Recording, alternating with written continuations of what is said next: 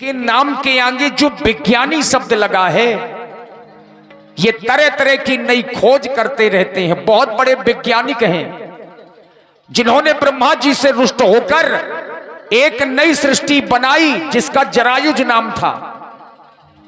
अब बाबा ने बहुत कुछ बनाया, ब्रह्मा जी के विरोध में ही बनाया। ब्रह्मा जी ने माछी बनाई, बाबा विश्वामित्र ने मच्छर, झींगुर, किचुआ, नारियल, ककड़ी, खीरा, ज्वार, बाजरा सब बाबा ने बनाए।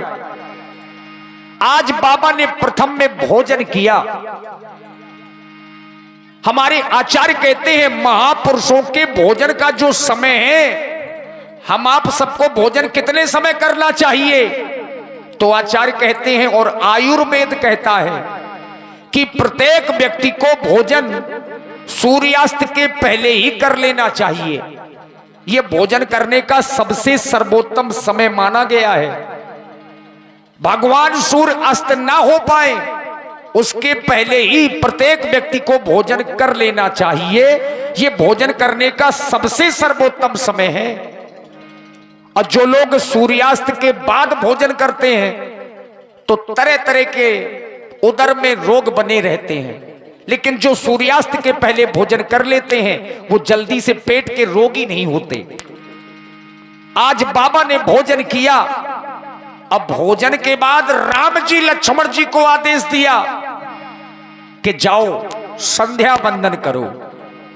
अब विचार करें कि भजन स्वयं राम जी लक्ष्मण जी भी करते हैं, स्वयं बाबा विश्वामित्र भी भजन करते हैं, और यहां तक कि भजन तो स्वयं बाबा भोलेनाथ भी करते हैं। हम आप सबको भजन करना चाहिए मित्रों, और यही इस प्रसंग का उद्देश्य है। संध्या करण चले तो भाई, हम आप लोग जिसको भी माने उसका स्मरण प्रत्येक दिन करते रहना चाहिए। और जिसने भी भजन रूपी धन जमा कर लिया तो याद रखिए, भजन रूपी धन जीते जी यहां काम आता है और मरने के बाद वहां भी साथ जाता है। तो भजन से दूरी ना बनाइए। आइए इस प्रसंग को देखें जिस प्रसंग में बाबा विश्वामित्र राम जी लक्ष्मण जी को आदेश दे रहे हैं कि जाओ भजन करो। तुम्हें बुलाए ये ज्ञान गंगा, रामचरित मानस है ज्ञान गंगा, और मानस की एक एक चौपाई मंत्र नहीं महामंत्र है। और जिसने भी मानस की चौपाई को जीवन में उतार लिया उसका लीला देखना और करवाना दोनों सार्थक हो जाता है।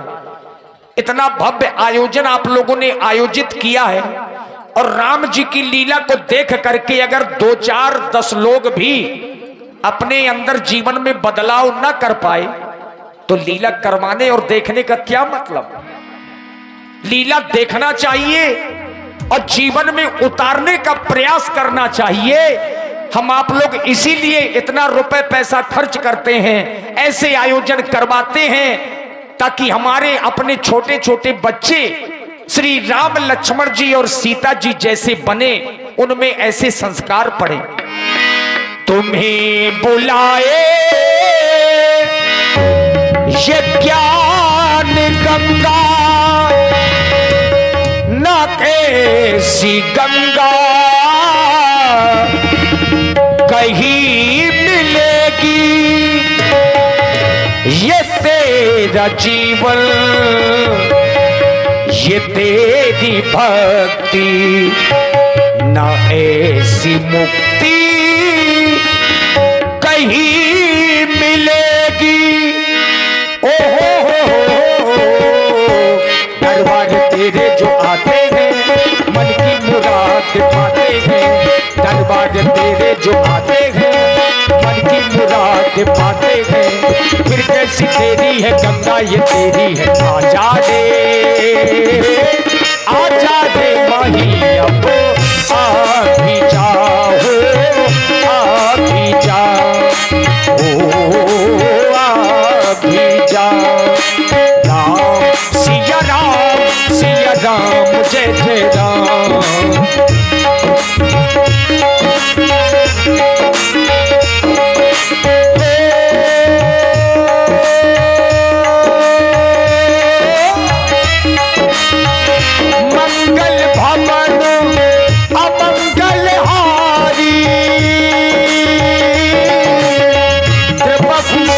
दशरथ अजीत बिहारी। राम सिया राम जय जय राम।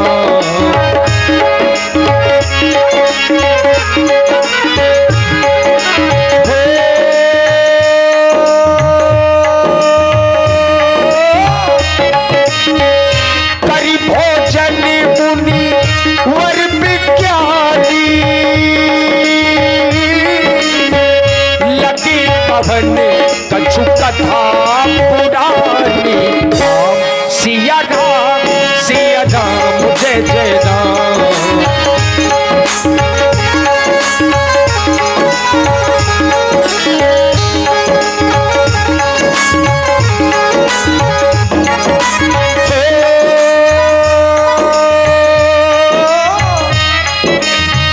विगत दिवस गुरु आयस पाई,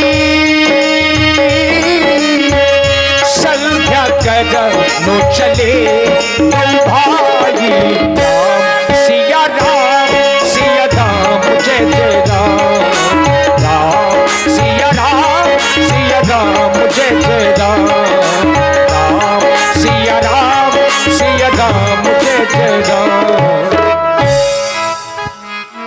लाल राम, सौमित्र, लक्ष्मण, जैसा कि भोजन के उपरांत मैं तुम लोगों को नित्य प्रति की भांति पौराणिक कथाएं सुनाया करता हूं।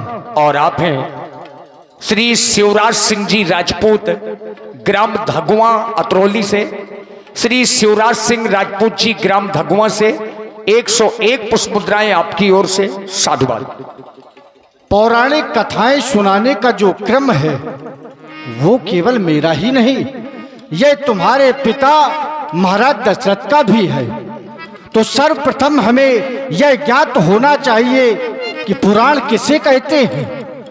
जो इतिहास हमारा धर्म से जुड़ा हो उसे हम पुराण कहते हैं।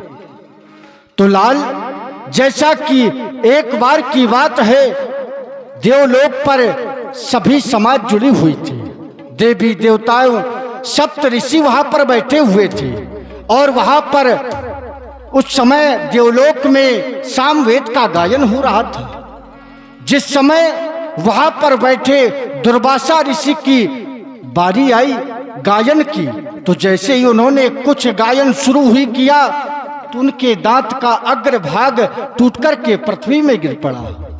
इस दृश्य को देख करके वहीं बैठी मां सरस्वती ने जब ये देखा तो उन्हें हंसी आ गई। दुर्वासा ऋषि ने क्रोध में उन्हें श्राप दे दिया। बोले, देवी, आज से तुम इस समाज में बैठने योग्य नहीं रहोगी। बोले, जब तक तुम पृथ्वीलोक में रह करके एक पुत्र को पैदा नहीं कर लोगी। तो मां सरस्वती को पृथ्वीलोक में आकर के एक पुत्र को पैदा करना पड़ा, जिसका नाम सारस्वत पड़ा। तो लाल, यह बहुत ही पुरानी कथा है। जैसा कि मैं देख रहा हूं कि भगवान सूर्यदेव का जो रथ है वो अस्तांचल की ओर जा रहा है। तो ऐसे समय को, क्योंकि दिन और रात इनका आपस में विरोध होता है, जब दिन होती है तो रात नहीं होता है, और जब शाम होती है तो रात नहीं होती है। इस दोनों के मिलन के समय को तभी तो विद्वानों ने संध्या की उपासना दी है। तो लाल, ऐसे सुंदर समय में दोनों भाई जाकर के संध्या वंदन करो। आसी जगी है, प्यासी लगी है, बरसा है पानी शुरू हो रही है, संध्या सुहानी शुरू हो रही है, संध्या सुहानी।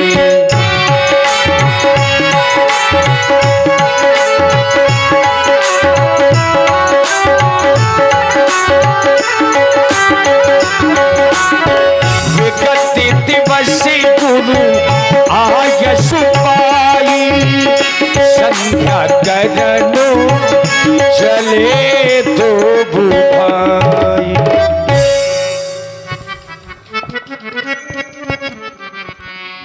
कुमार लक्ष्मण, तुमने सुना अभी अभी हमारे परम पूज्य श्री गुरुदेव भगवान के द्वारा नित्य प्रति की भांति आज भी संध्या बंदन करने का परम आदेश प्राप्त हुआ। अरे हाँ, सुना क्यों ना होगा, क्योंकि हम दोनों बंधु तो नित्य प्रति गुरुदेव भगवान के द्वारा धर्म की शुभ चर्चाएं सुना करते हैं। और इन शुभ चर्चाओं को सुनते समय गुरुदेव भगवान ने हमें बताया संध्या हमें क्यों करनी चाहिए, संध्या कैसे करनी चाहिए तथा संध्या क्या है। गुरुदेव भगवान कहते हैं जिस व्यक्ति से अनजाने में पाप हो जाते हैं, उन पापों का विनाश करने के लिए हम मां संधि देवी की उपासना करते हैं, उनकी वंदना करते हैं। संध्या एक आध्यात्मिक यज्ञ है जिसका अर्थ है पवित्रता, प्रखरता एवं उदारता को अपने जीवन के समावेश में लाने के लिए संध्या द्विजात प्राणियों के लिए बताई गई है। संध्या करते समय हम अपनी माँ गायत्री का ध्यान करते हैं, अपने इष्ट देव की आराधना करते हैं। क्योंकि विचार करता हूँ तो पाता यह हूँ, गाय नाम प्राण का, त्रि नाम रक्षा का, जो प्राणों की रक्षा करे वही तो है माँ गायत्री। आओ लक्ष्मण, गुरुदेव भगवान का आदेश हुआ है, दोनों बंधु मिलकर के उनके आदेश का पालन करें। बड़ा ही सुंदर समय है, कहीं यह शुभ समय